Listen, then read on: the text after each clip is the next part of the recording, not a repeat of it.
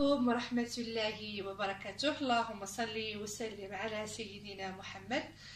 اليوم إن شاء الله هنشارك معكم واحد الصوص تنذوقوا به لي طارت ديالنا، الايس كريم، لي كلاصات، الكيك يعني. وصراحة هائل ومقادير بسيطة وسهلة ويعني في المتناول الحمد لله، ونتمنىكم تجربوه وان شاء الله على بركه الله. هنعطيكم المقادير.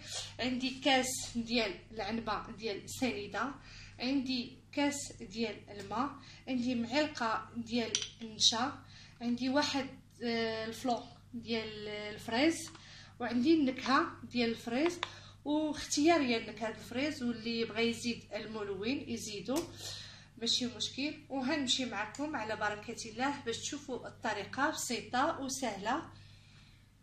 ودابا هنحطوا الكاس ديال سنيده في الكاسرونه ديالنا، وهنحطوا عليها كاس ديال الماء، وهنعملوا ليها ديك المعلقه ديال النشا ونعملوا الفلو ديالنا، الفلو ديال الفريز.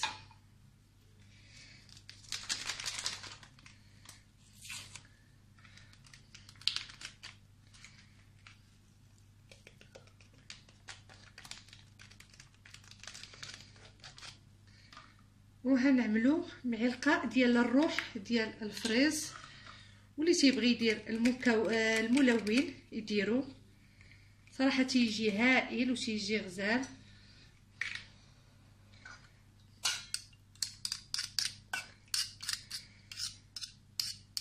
تيجي في لي طارت في لي كلاص، نسوقوا به لي كلاص تيجي غزال.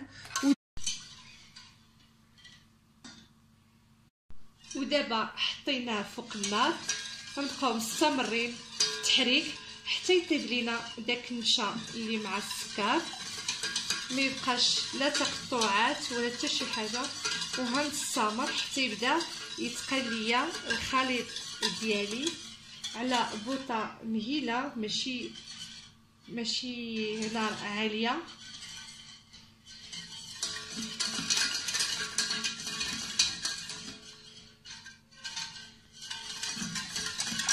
صافي وغنستمر حتى نرجع معكم باش تشوفوا النهايه.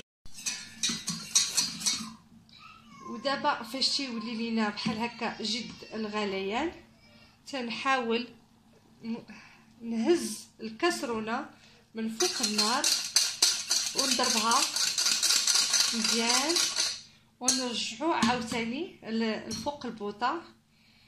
هندير هاد الحركه 3 المرات باش نحس بالنشا ديالي طاب.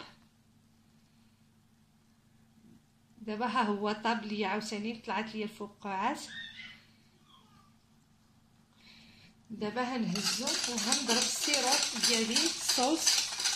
صراحه صلصه مره خطيره وروعه. وانا هنحطو عاوتاني فوق النار بحال هكذا، نخلي عليه حتى يغلى عاوتاني وتبدا يطلعوا الغليه، ونهزو داك الوقيته نضربو مزيان. صافي نحطو في العلبه ديالو ولا في زلافه ولا في شي حاجه.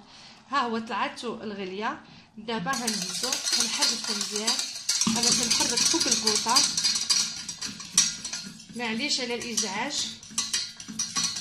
وها السيرو ديالنا دابا جاهز، الصلصه ديالنا ديال الفريز.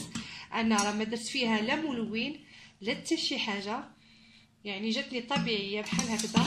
صافي دابا نديرو في شي علبه ولا شي حاجه حتى يبرد، وديك الساعه غنزوق به لي كلاص ديالي، وان شاء الله غنرجع معكم باش تشوفوا. وهذه هي الصوص ديالنا. دابا هنعملها في زلافه ولا في شي علبه ولا شي حاجه، لانني انا غنستخدمها داكشي باش عملتها بزاف، ما عملتهاش في العلبه وسطيتها. دابا انا هنحطو يبرد. ها القوام ديالو فاش هيبرد هيزيد يتقال ليا شويه. دابا انا نعمل عليها بابي سلوفان ونحطو في الفريزر واحد شويه. والشكل النهائي ديالنا بعد ما خرجناه من الثلاجه، ضربناه مزيان بالمعلقه، وهذا هو القوام ديالو. صراحه تيجي رائع وهائل، ونتمنىكم تجربوه وتدعمونا في القناة، وبصحة والراحة في فيديو لاحق ان شاء الله.